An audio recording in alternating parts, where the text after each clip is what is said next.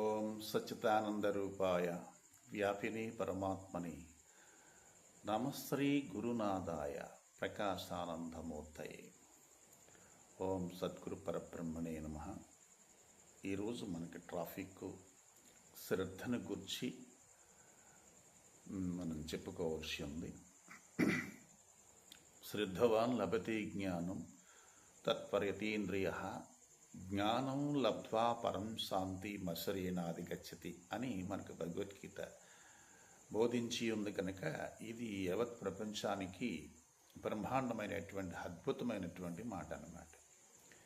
అయితే శ్రద్ధ లేనివాడు ఎలాంటి కార్యక్రమాన్ని కూడా సంపూర్ణంగా సాధించలేడు. ఎటువంటి అద్భుత కార్యక్రమాన్నైనా శ్రద్ధ గలవాడు సాధించగలడు అనేటువంటిది సత్యము. కాబట్టి నహి జ్ఞానేన పవిత్రమిహ విద్యతే అని అంటారు. అంటే ఈ సృష్టిలో జ్ఞానానికి సమానమైనటువంటి వస్తువు మరొకటి లేదు. జ్ఞానం అంటే ఆత్మజ్ఞానము అని జ్ఞానం అంటారు. తక్కిన ప్రపంచ జ్ఞానం ఎంత ఉన్నప్పటికీ కూడా అది జ్ఞానములకు రాదు, అజ్ఞానం అన్నమాట. భౌతిక జ్ఞానము ప్రపంచ జ్ఞానం ఎంతైనా ఉండవచ్చు. గణిత జ్ఞానం కానీ, రాజకీయ జ్ఞానం కానీ, సంగీత జ్ఞానం కానీ, లోకానికి సంబంధించినటువంటి భౌతిక జ్ఞానం ఎంత ఉన్నప్పటికీ అది జ్ఞానం అనిపించదు, అజ్ఞానమే అది. కానీ జ్ఞానం అనే పదానికి అర్థం ఏంటంటే ఆత్మానాత్మ విచారణ గురించి ఏ జ్ఞానం అయితే చెప్పబడిందో దానికి జ్ఞానం అని పేరు. అంటే ఆత్మను గురించి అనాత్మను గురించి రెండు విషయాల గురించి మనకు తెలియజేస్తుంది. అందుకని దానికి ఆత్మ జ్ఞానము అనే పేరు అన్నమాట. అంటే ఆత్మ గురించి ఎవరైతే తెలుసుకుంటారో వాళ్ళు మహోత్కృష్టమగు మోక్షాన్ని పొందుతారు. ఇంక ప్రపంచంలో అనేక రకాల విషయాలు, అనేక రకాల కార్యక్రమాలు, అనేక రకాల పద్ధతులు ఉన్నాయి. ఎన్నెన్నో చేస్తూ ఉంటాడు మానవుడు, ఎన్నో చూస్తూ ఉంటాడు, ఎన్నో తింటూ ఉంటాడు, ఎన్నో కార్యక్రమాలు ఆచరిస్తూ ఉంటాడు. ఈ ప్రపంచానికి సంబంధించి ఎన్ని కార్యక్రమాలు చేసినా, ఎన్ని చూసినా, ఎక్కడికి వెళ్ళినా అదంతా అజ్ఞానమే.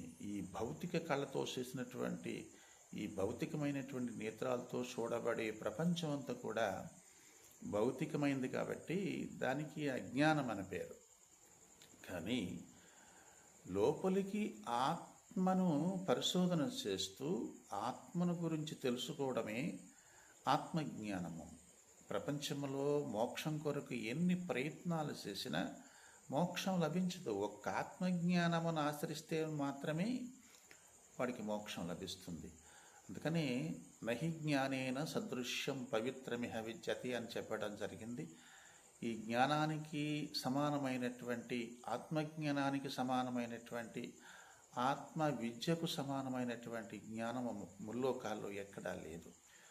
దేవతలు, మనుష్యులు, గంధర్వులు, యక్షులు మొత్తం సృష్టిలో ఎవరెవరైతే ఉన్నారో వాళ్ళందరూ కూడా ఈ బ్రహ్మజ్ఞానమును, ఆత్మజ్ఞానమును తెలుసుకునే గొప్పవాళ్ళయ్యారు. రామచంద్రమూర్తి కానీ, కృష్ణ పరమాత్మ కానీ, అలాగే శంకరుడు కానీ, రకరకాల దేవతలందరూ కూడా ఆత్మజ్ఞానాన్ని పొంది మాత్రమే మోక్షాన్ని పొందారు. వాళ్ళు గొప్పవాళ్ళు అయ్యారు. అంతేగాని భౌతికమైన ప్రపంచం వైపుకి నడుస్తూ, ప్రపంచాన్ని ప్రేమిస్తూ, ప్రపంచం మీద దృష్టి పెట్టుకుని నడిచే వాళ్ళందరూ కూడా ఎంత గొప్పవాళ్ళైనా వాళ్ళు అజ్ఞానులుగానే చెప్పబడతారన్నమాట. కనుక మానవులో ఆ భగవత్ శక్తి, ఆత్మశక్తి గర్భితమై ఉంది. ఈ సృష్టికర్త అయినటువంటి భగవంతుడు ఎలాంటి వాడో మానవుడు కూడా అలాంటి వాడే. ఈ పుట్టినటువంటి మహానుభావులు, కారణ పురుషులు ఎలాంటి వారో ఇప్పుడు మానవులందరూ అలాంటి వారే. ప్రతి ఒక్కరు కూడా కారణ పురుషులే.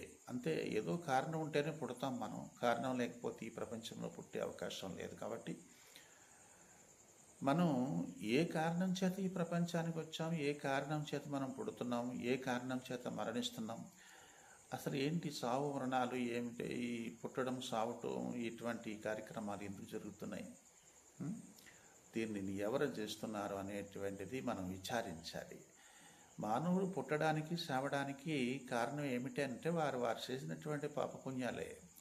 సుఖానికి కానీ దుఃఖానికి కానీ స్వర్గానికి కానీ నరకానికి కానీ పోవాలంటే వాళ్ళు చేసినటువంటి పుణ్యకర్మాల ఫలితం వల్ల, వాళ్ళు చేసినటువంటి పాపకర్మాల ఫలితం వల్ల వాళ్ళకి జనన మరణాలు కలుగుతాయని ఎప్పుడో పెద్దలు తీర్మానం చేశారు. నిజం కూడా అంతే. కాబట్టి జ్ఞానము అనేటువంటిది మానవునికి వజ్ర కిరీటం లాంటిదన్నమాట. అలాంటి ఆత్మజ్ఞానం ఎవరికి ఉంటుందో అతను చాలా గొప్పవాడు. సృష్టిలో మానవులందరిలోనూ చాలా గొప్పవాడు అన్నమాట. దేవతల కంటేను, యక్షుల కంటేను, ఇతర దేవగణాల కంటేను ఆత్మజ్ఞానం ఎవరికి ఉంటుందో అతను అందరికంటేను చాలా గొప్పవాడు. అందుకని దేవతలు కూడా మానవ జన్మ ఎప్పుడు పొందుతామా అని చూస్తూ ఉంటారట. అంటే ఓ తపస్సు చేయాలన్నా, శాస్త్రాలు పఠించాలన్నా, శాస్త్రాలు వ్రాయాలన్నా, భగవంతుడు ఇలా ఉన్నాడని చెప్పాలన్నప్పటికీ కూడా మానవుడే సామ్రాజ్యం కలిగిన వాడు. అందుకని మానవ జన్మ అనేటువంటిది మహోత్కృష్టమైనటువంటి జన్మ అని శాస్త్రాలు పెద్దలు చెప్పడం జరిగింది. అందువలన దేవతలకు కూడా దుర్లభమైనటువంటిది ఈ మానవ జన్మ. ఈ మానవ జన్మ ఎత్తితేనే ఎవరైనా మోక్షాన్ని పొందే అవకాశం ఉంది.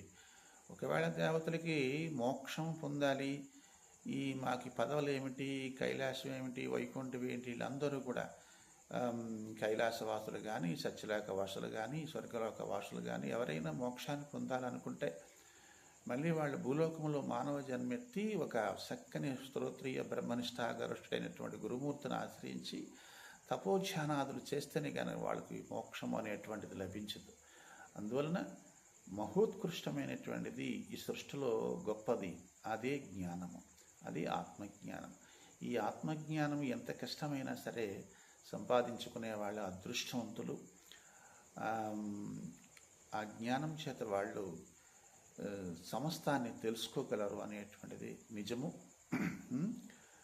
ప్రపంచ వైపుకి ఎల్లప్పుడూ కూడా ప్రపంచంలో తిరుగుతున్న వాళ్ళకి ప్రపంచ లక్షణాలు అబ్బుతాయి, కానీ మరి వేరే లక్షణాలు మనకి కలగవు. కనుక మోక్షాపేక్షలందరూ కూడా భౌతిక దృష్టిని ఉపసంహరించుకొని ఆత్మదృష్టిని, బ్రహ్మదృష్టిని సంపాదించుకొని తరించవలసి ఉంది. కాబట్టి బ్రహ్మ భవతి అంటే బ్రహ్మాన్ని తెలుసుకున్నవాడు బ్రహ్మమే అయిపోతాడు, ఆత్మను తెలుసుకున్నవాడు పరమాత్మే అయిపోతాడు అన్నమాట. ప్రపంచాన్ని తెలుసుకున్నవాడు ప్రపంచంలోనే పుడుతూ ఉంటాడు. ఇంకా ఆడి గిరగిరా నూతులో కప్పలాగా గిరగిరా తిరగవలసిందే, పుట్టడం సావటం అనేటువంటిది. కాబట్టి ఈ విషయము అందరూ కూడా గ్రహించి అందరూ ఈ వీడియోని అందరికీ లైక్ చేయాలని, అందరికీ షేర్ చేయాలని ప్రార్థన చేస్తున్నాం.